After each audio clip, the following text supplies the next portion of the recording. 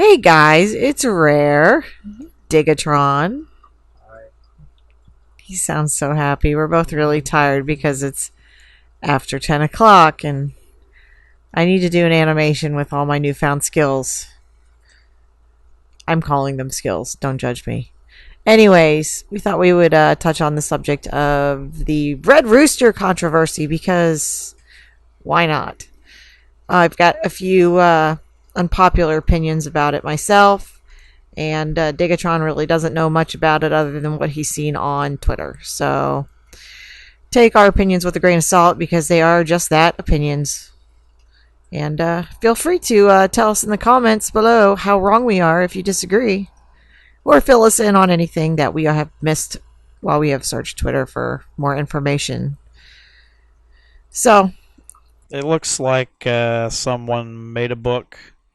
It got funded on Comicsgate, almost $200,000, and everybody who put money towards this haven't gotten their book yet. And I don't know who found out or how it came about that whoever found out that it was being sold at Walmart. But if I were to find that out and I put money towards that book, I'd be pretty upset. Because for it to be at Walmart means you had copies. And if you had copies, why didn't you send it to the people who actually backed your book from the beginning? Walmart didn't back your book from the beginning. Walmart saw an opportunity to make money. And what did they do? I don't know where they magically got the money to start their own comic book company. What is it called? Allegiance? They got the money from Arts. Allegiance Arts. They got the money from the backers. I can see that. That was the point. I was insinuating that one. Because they didn't have money anywhere else, or they wouldn't have asked for anybody to fund their book. They would have just funded it on their own, started their own company, and moved on. But I think they're a little confused as to why people are pissed off that they took their money and started a company, without giving them the book.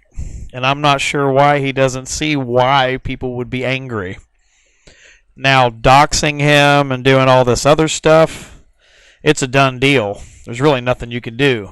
This is an ethics thing, and he's obviously it's failing at that, because from everything I'm seeing, he's still saying it's a late comic book.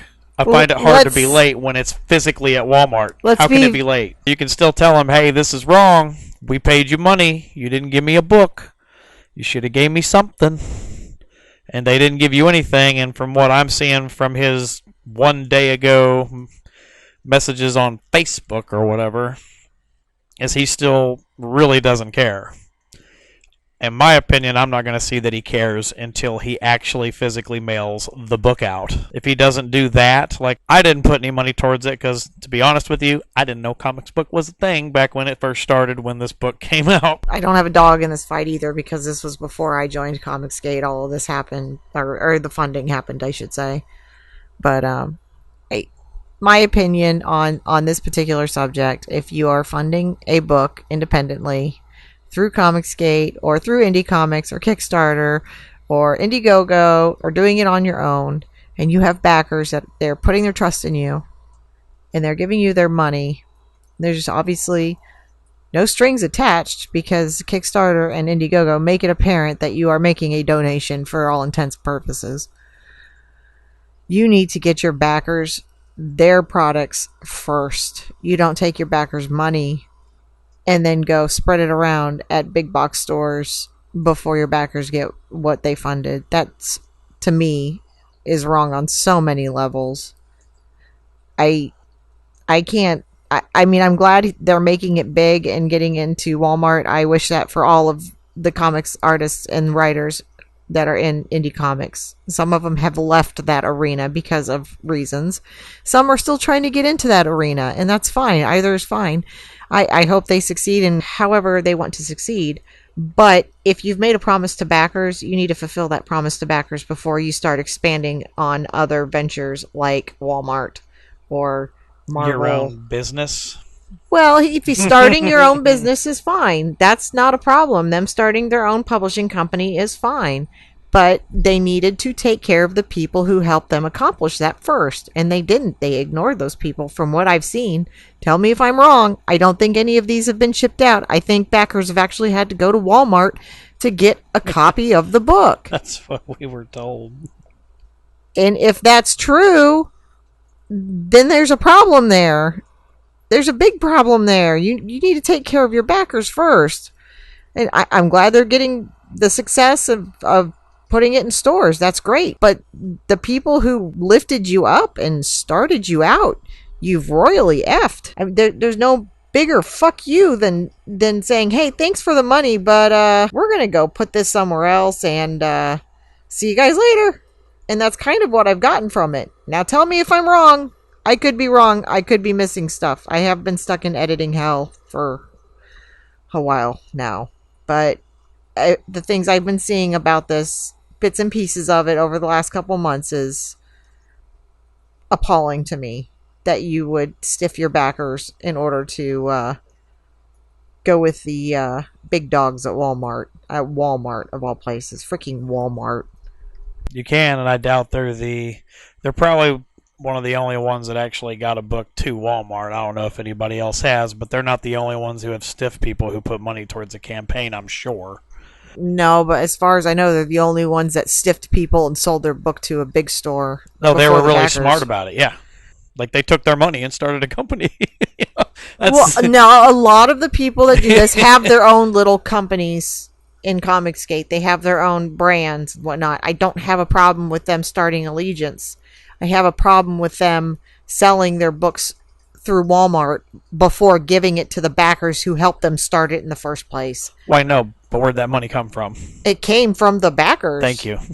But they don't have that thing. They don't have any of that. They don't need... They have none of that without that money. They don't have a name without the money. Correct. It's not... Well, I guess... I don't know. We're probably saying the exact same thing. They got their start with the Indie Comics group, and I don't even know if this may have been before Comicsgate was a thing. I'm not sure. I'm more curious what this dude's superpowers are. You know anything about this? Like, who is Red Rooster and what is his superpowers? I don't know anything about it. Is he an early bird? He gets up early, nice and awake. A vigilante folk hero barnstorms a cabal of villains hell-bent on leaving him totally plucked. This still sounds like satire. I need...